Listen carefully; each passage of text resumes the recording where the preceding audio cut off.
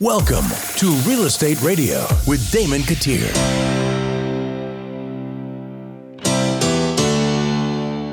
Welcome back to Real Estate Radio with Damon Gettier. Damon Gettier is sitting right here next to me. If you want to reach out to Damon and his crew, you can go to listwithdamon.com.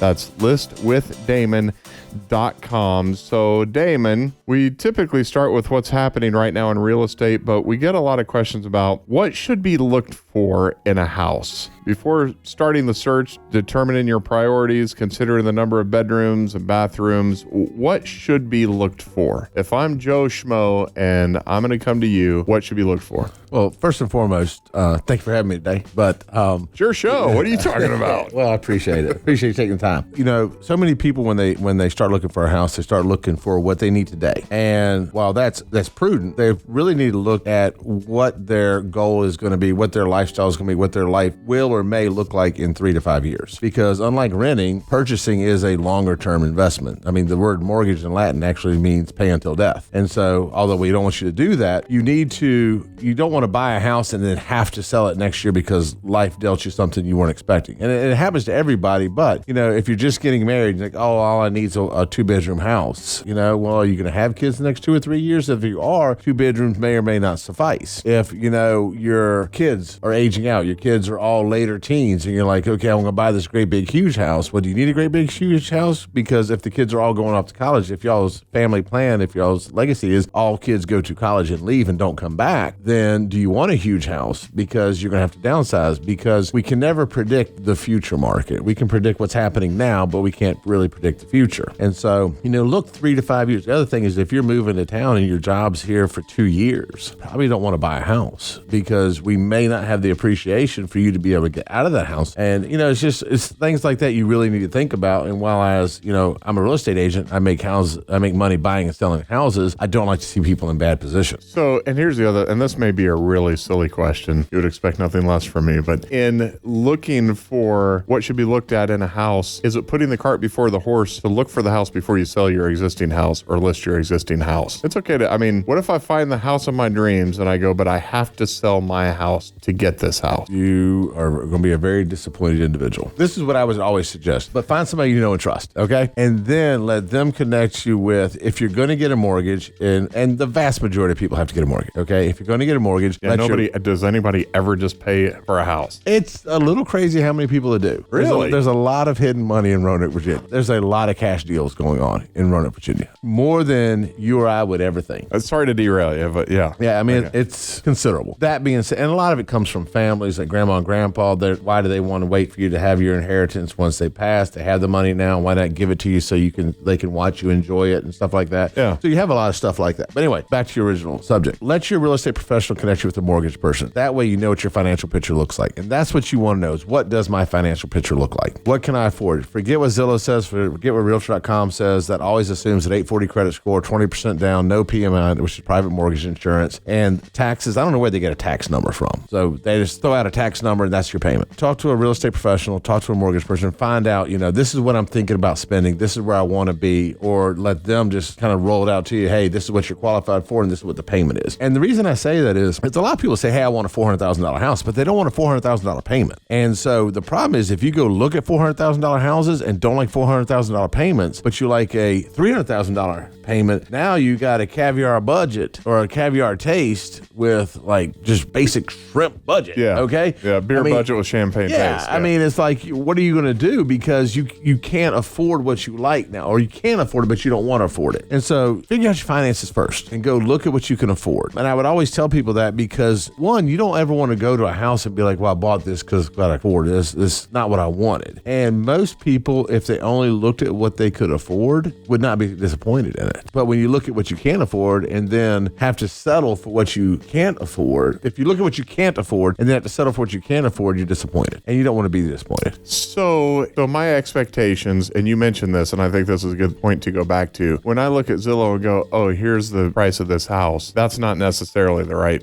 price. The price is the price. The payment's not the payment. Gotcha. It's a bait and switch. It's not a bait and switch. They do have the disclaimer there. It's clickbait. It's so that you can be like, oh my God, I can afford this. This $450,000 house is only $1,400 a month. Yes. If you put 50% down, if you have an 840 credit score, which no one does, if you use 2 points to buy down the rate, if you do this, if you do that, and if you do this, it's not a true picture. You really need to talk to a lending professional, mortgage professional to find out what your true picture is. And then, and I'll tell you right now, because interest rates are not high. You and I have spoken about that at length. Interest rates are not high. They're at historical norms right now. People don't like it because we had historical abnorms for 2 or 3 years during the COVID period. And so people don't like the interest rates, but the interest rates are good. And there's a lot of people that when you're looking at housing prices now, you know, if they look at a $400,000 or $500,000 house, they're like, ugh, I don't want to spend that much on a house, which is perfectly understandable. Well, don't go look at the house because you are going to like the house. Mm-hmm. And then when you have to adjust your budget down $100,000 to $150,000, you're not going to like the house you see. And it's not that it's a bad house. It's just you went out looking at Lamborghinis and now you're driving, you know, a Chevy. Yeah. Nothing wrong with Chevy. It's just not a Lamborghini. Yeah. So there used to be like when we bought our first house and you had told me, now this has been, my gosh, 20 years ago now, but the difference between the house at this level and the next level was only like $10,000. I mean, the house that we were okay with was this, but for $10,000 more, we could have gotten the house of our dreams.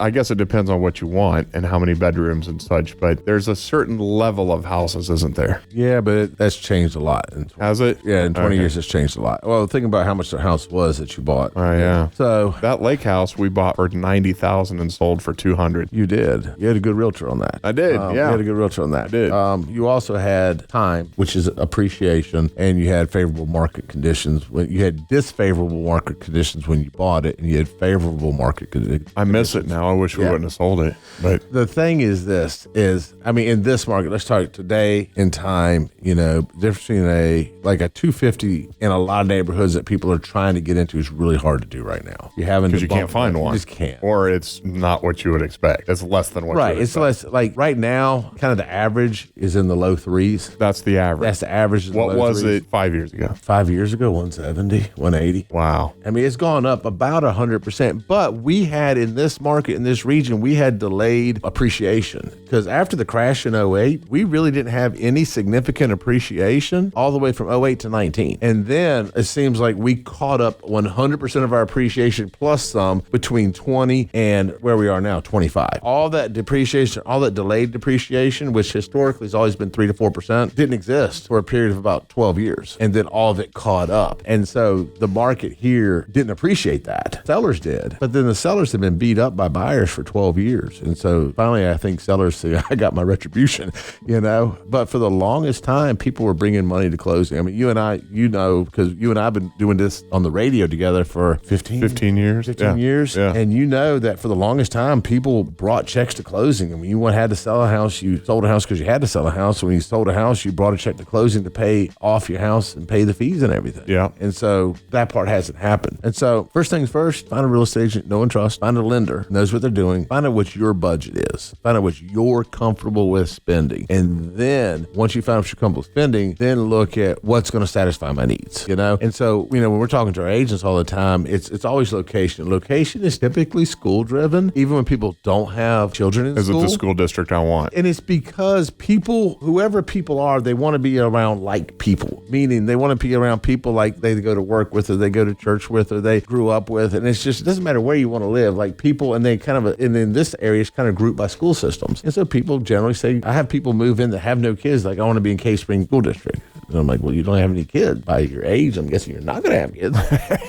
Ouch. And it's just, that's who they want to be around. And that's fine, you know. But typically around here, people buy school systems. And it's typically what you hear from anybody is, you know, doesn't matter whether they have children, don't have children, plan on have children, never going to have children. They always ask about certain school districts. Yeah, and I think that's a pretty common thing. It is. Nationwide, it is. And it's just, if you think about it, when they're moving here and they interview with a corporation, and they ask what are the good areas, those corporations, those HR start apartments will say school district. Yeah. Because that's how we, around this market, we assume things is by school district. Just backing up just a quick second, though. If I don't know a lender, obviously I know a real estate agent, Damon Gettier, that's my guy, but I don't know a lender. You'll help me find a lender, right? Yes. Yep. Okay. All right. And look, the only reason I don't ever use a lender, don't ever like say a lender, is because lenders do change over time. You know, I mean, like I have lenders. I have 2 lenders that I absolutely love. They're great. They're insane. You've used one of them before, but I mean, lenders change over time. Yeah. You know, listwithdamon.com is where you reach Damon Gettier and his crew. Listwithdamon.com. That's LIST